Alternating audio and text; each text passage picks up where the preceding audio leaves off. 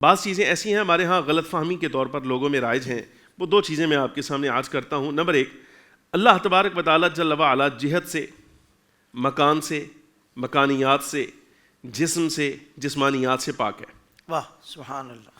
یعنی ہر وہ شے جو مخلوق کی شان ہے، اللہ تبارک و تعالیٰ جل وعلا اسے پاک ہے، اس لیے کہ مخلوق جن چیزوں کی محتاج ہے اگر وہ اللہ رب العالمین جل وعلا کے لیے ہم مانیں تو ایسی صورت میں اللہ تبارک و تعالیٰ کا محتاج ماننا لازم آئے گا۔ جو محتاج ہو وہ خدا نہیں ہو سکتا۔ کیا کہنے شاہ جی۔ اگر مثال کے طور پہ کوئی بندہ یہ بات کہے کہ رب العالمین کے لیے جہت ثابت کرے، مکان ثابت کرے، یا مکانیات جسم ثابت کرے، یا جسم کے لائق جو چیزیں ہوتی ہیں وہ ثابت کرے، تو اس کا مطلب یہ ہے کہ اللہ رب العالمین جل وعلا کے لیے اس نے محتاجگی کا اظہار کیا ہے۔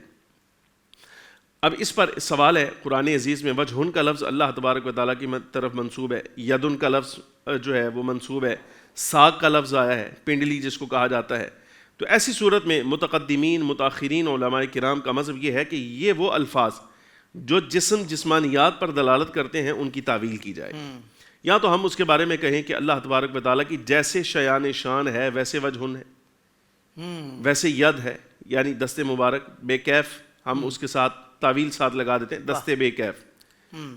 یا بعض علماء کرام متاخرین کا مذہب یہ ہے، وہ کہتے ہیں کہ نہیں، اس کی تعویل کرو اور اچھی تعویل کرو۔ مثال کے طور پہ لفظ وجہن عمومی معنی چہرہ، لیکن جب اللہ تبارک و تعالیٰ کی طرف منسوب ہوگا تو ہم کہیں گے ذات۔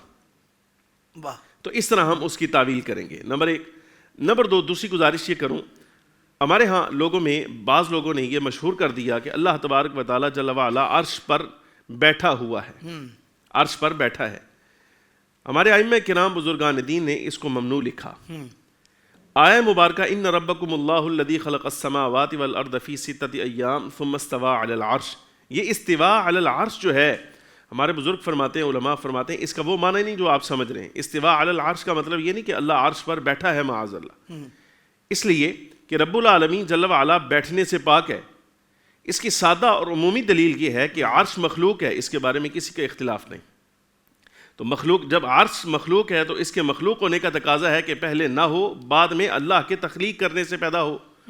تو پھر سوال کرتے ہیں کہ اگر اب آپ یہ کہہ رہے ہیں کہ اللہ تبارک و تعالیٰ عرش پر بیٹھا ہے تو پھر اس بات کا جواب دیجئے کہ جب عرش نہیں تھا تو پھر اللہ تبارک و تعالیٰ جل وعلا بیٹھنے کا محتاج تھا بھلا؟ تو آپ تسلیم کریں گے نہیں، باری تعالیٰ جل وعلا۔ تو ہم یہی کہیں گے کہ عرش کی تخلیق سے پہلے جو شان اللہ تبارک و تعالیٰ کی تھی، عرش کی تخلیق کے بعد بھی وہی ہے۔ کمال۔ ایسا نہیں ہے کہ اللہ رب العالمین جل وعلا عرش کا محتاج ہے اپنے بیٹھنے میں، نہ، یہ ہمارے ائمہ کرام کی تصریحات میں سے کسی کی تصریح نہیں ہے۔ لہٰذا یہ بات کہنا، جیسے عمومی طور پہ کہتے ہیں عرش والا، عرش دیتے بیٹھا دیکھ، اتے بیٹھا تے دیکھ رہے نا۔ بعض لوگ پنجابی میں کہہ دیتے ہیں کہ اگر مخلوق کو سمجھ نہیں آ رہی تو اللہ اتے بیٹھا ہے، جی کہتے ہیں۔ تو یہ لفظ ہمارے ائمہ کرام نے منع فرمایا۔ اللہ رب العالمین جل وعلا کی یہ شان نہیں ہے، یہ ہے توحید کے، سمجھیے کہ اجمالی چیزیں۔ تو آیت کے اس حصے سے کیا مراد ہے؟ آیہ مبارکہ کے اس حصے سے ائمہ کرام نے کہا قصد اور ارادہ مراد ہے، یعنی زمین و آسمانوں کی تخلیق کے بعد اللہ تبارک و تعالیٰ نے عرش کی تخلیق کا ارادہ فرمایا۔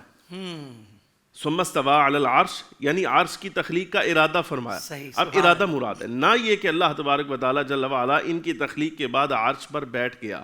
یہ معنی ہمارے ائمہ کرام نے باقاعدہ اس کو مردود لکھا ہے۔ سوشل میڈیا پر اسلام کی صحیح تعلیمات جاننے کے لیے ابھی حافظ سائر قادری کا نیا YouTube channel Islamic digital studio subscribe کر لیں، اور ہاں، نوٹیفیکیشن بیل آئیکن کو بھی پریس کر لیں تاکہ ہماری نئی ویڈیوز آپ تک بر وقت پہنچ سکے۔